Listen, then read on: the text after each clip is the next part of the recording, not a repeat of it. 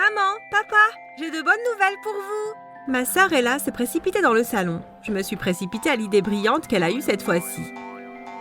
Nos parents ont immédiatement levé les yeux, toute leur attention sur elle. J'ai économisé beaucoup grâce aux travaux que j'ai effectués pendant les week-ends. Je veux maintenant créer ma propre entreprise de vente de bijoux en ligne. Vous m'avez inspirée depuis que votre magasin a tant de succès. Elle a ouvert son ordinateur portable et nous a montré son nouveau site web. Vous voyez, tout est prêt. Il ne me reste plus qu'à ajouter les articles que je vais vendre. Mes parents ont échangé un regard que je voyais souvent. C'était un regard de fierté et de joie devant leur brillante fille. Puis papa s'est tourné vers moi. Tu ne vas pas féliciter ta sœur? Peu importe. J'ai roulé les yeux. Prends cette attitude et va dans ta chambre. Je me suis levée pour partir, mais Ella m'a bloqué le passage. C'est bon, papa, ne sois pas trop dur avec Kate. Elle rattrapera son retard un jour. En fait, elle a réussi à obtenir un C à son dernier test de mathématiques, ce qui est bien mieux que le D qu'elle avait obtenu au test précédent. N'est-ce pas génial? Elle m'a lentement frappé au visage et a ri. C'était humiliant.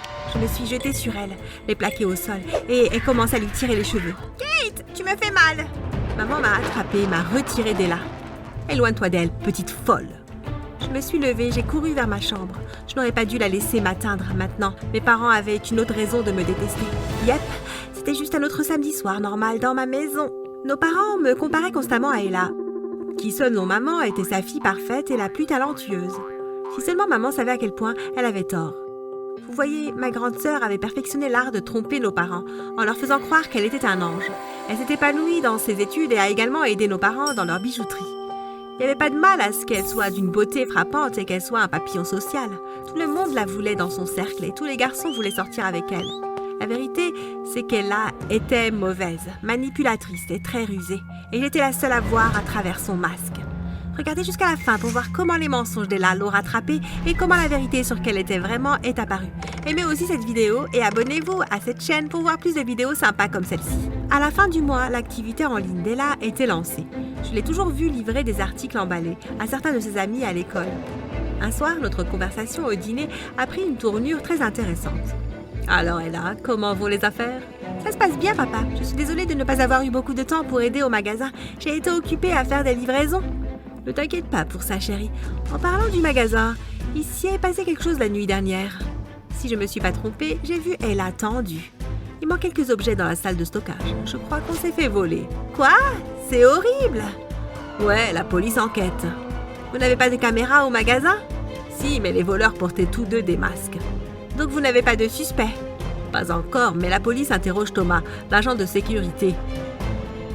Ella, qui semblait s'ennuyer de toute cette conversation, s'est soudainement étouffée avec sa nourriture et a commencé à tousser à plusieurs reprises. Tu vas bien, chérie? Je ne peux pas. Elle s'est levée et a couru hors de la pièce. Qu'est-ce que ça veut dire? Je n'en ai aucune idée, mais j'allais le découvrir.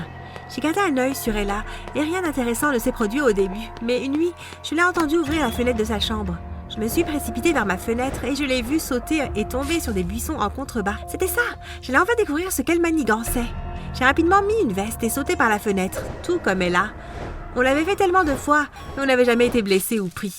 Elle a couru dans la rue, et j'ai couru après elle en faisant de mon mieux pour ne pas être vue. Quelques minutes plus tard, j'ai vu les phares d'une voiture clignoter 2 fois, et Ella s'est précipitée vers elle. La porte de la voiture s'est ouverte et un homme en est sorti. Je connaissais cet homme. Thomas, salut. Où est-il? Je pourrais perdre mon travail et aller en prison pour ça. Calme-toi, il ne soupçonne rien. Maintenant, passe-moi le paquet. Je dois rentrer avant que mon agaçante sœur ne découvre que je suis partie. D'accord. Mais c'est la dernière fois que je t'aide à voler tes parents. Je ne pouvais pas croire ce que j'entendais. Comme si tu pouvais refuser l'argent que je te paye. Maintenant, pars. Quand Thomas est remonté dans sa voiture, j'ai couru dans la rue. J'ai grimpé par ma fenêtre. J'ai à peine dormi cette nuit-là. Je débordais d'excitation. J'allais partager mes découvertes avec maman et papa à la première heure demain matin. Le petit déjeuner allait être très divertissant pour moi et choquant pour Ella. Cependant, le lendemain matin, je me suis réveillée et j'ai trouvé papa et maman partis et Ella prenant son petit déjeuner toute seule. Et où sont maman et papa? Ils sont déjà partis au magasin. Mais ils prennent toujours le petit déjeuner avec nous. Ils ont dû partir plus tôt que d'habitude. Tu avais quelque chose à leur dire? Pas vraiment. Excuse-moi. J'ai pris mon sac et je suis allée à l'école. Je pensais à aller au magasin au lieu d'aller à l'école, mais maman et papa seraient furieux que je sèche les cours. J'ai décidé d'attendre le dîner. Immédiatement après l'école, j'ai couru à la maison. Il était enfin temps d'exposer Ella. Dès que j'ai franchi la porte, j'ai commencé à parler. « Maman, papa, vous n'allez pas croire ce qu'est là !» « Kate, explique-nous ce que ces bijoux faisaient dans ta chambre. » J'ai regardé fixement, choquée, sur la table de nos parents et là se trouvaient plusieurs boîtes à bijoux. « De quoi parlez-vous » Ella les a trouvés dans ta chambre et elle nous les a montrés tout de suite. As-tu volé ça au magasin? Quoi? Je n'ai rien volé. Elle a dû les mettre là. Assez, ta sœur est une bonne fille. Si elle n'était pas là, nous ne saurions pas ce que tu as fait. J'ai trouvé les boîtes sous ton lit, Kate. Est-ce qu'un fantôme est entré et les a cachées là? Arrête de mentir. J'ai furieusement essuyé les larmes de mes yeux et j'ai couru vers ma chambre. Ce n'est pas fini. Tu as de gros problèmes, jeune fille. Elle a dû mettre ces boîtes dans ma chambre.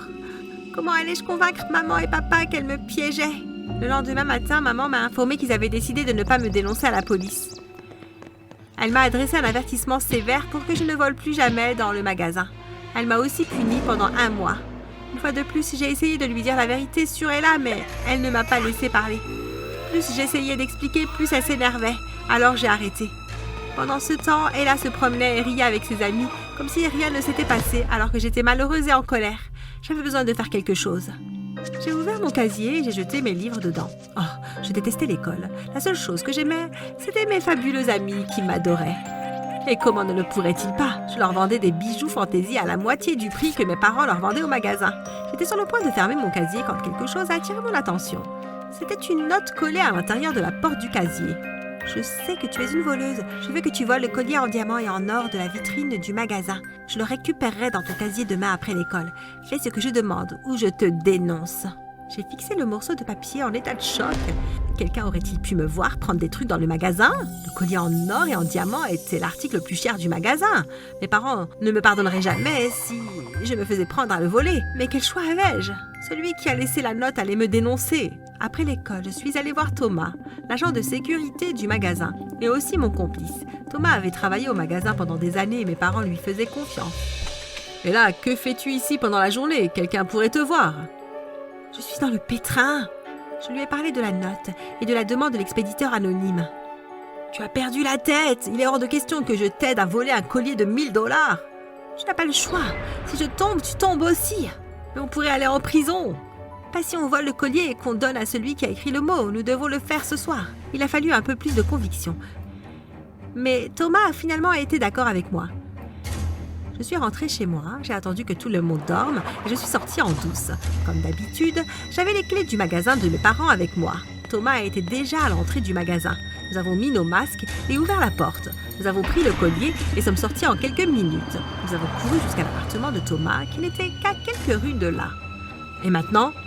Maintenant, je montre la vidéo à maman et papa. Je ne pouvais pas croire qu'Ella était tombée dans mon piège. Quand je lui ai écrit le mot, je pensais qu'elle se douterait que ça venait de moi, mais elle ne l'a pas fait. Et maintenant, elle était là, le collier dans sa main et un regard stupéfait sur son visage. « Kate, qu'est-ce que tu fais? Je t'ai suivi. J'ai tout enregistré. Maman et papa seront tellement en colère contre toi. Donne-moi ce téléphone. » Thomas s'est jeté sur moi, mais j'ai sauté hors de son chemin. Il est tombé et pendant qu'il essayait de se relever, j'ai couru vers la porte. Quand je suis arrivée à la porte d'entrée, j'ai réalisé que je n'avais pas mes clés puisque je m'étais faufilée par la fenêtre. J'ai sonné à la porte encore et encore. « Maman! Papa !» Je pouvais à peine respirer à force de courir. Quelques minutes plus tard, la porte s'est ouverte. « Kate, que fais-tu dehors à cette heure-ci ?»« Je dois te montrer quelque chose. Papa, je peux t'expliquer. » Je me suis retournée pour voir Ella debout derrière moi, les bras croisés et la tête penchée en signe de défaite. « Les filles, qu'est-ce qui se passe ?» Dès que nous avons tous été à l'intérieur de la maison, j'ai montré à tout le monde la vidéo que j'avais enregistrée. Quand maman a vu Ella et Thomas enlever leurs masques, elle s'est exclamée sous le choc. « Oh mon Dieu, Ella, c'est toi qui nous as volés !»« Je suis vraiment désolée, je n'ai jamais pensé que tu le découvrirais. » La panique était écrite sur le visage d'Ella. « Où est le collier ?» Elle l'a sorti de sa poche et l'a posé sur la table. Puis elle a couru dans les escaliers et s'est enfermée dans sa chambre. Maman s'est mise à genoux et a commencé à pleurer. Comment a-t-elle pu faire ça? Elle est si parfaite. Elle n'a jamais été parfaite, maman. Elle voulait juste que vous pensiez qu'elle l'était et vous êtes tous tombés dans le panneau.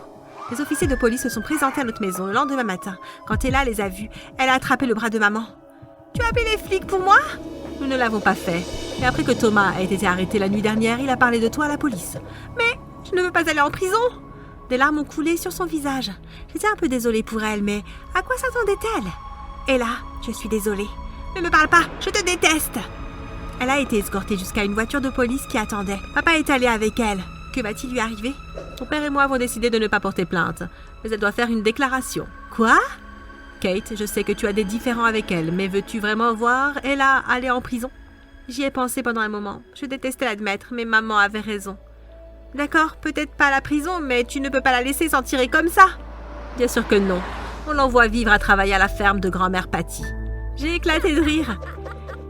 Elle détestait cette ferme. Non seulement la ferme se trouvait à des centaines de kilomètres, mais elle était située dans une région éloignée qui ne disposait d'aucun réseau de téléphone mobile. Aussi, grand-mère Patty n'avait pas de télé. Tout le monde y passait ses journées à pelleter le fumier des chevaux et à nettoyer les poulaillers. Pour combien de temps? Pour les 2 prochaines années. Elle ne quittera la ferme que lorsqu'elle ira à l'université. Je suis allée dans ma chambre, heureuse que la vraie nature d'Ella ait finalement été exposée.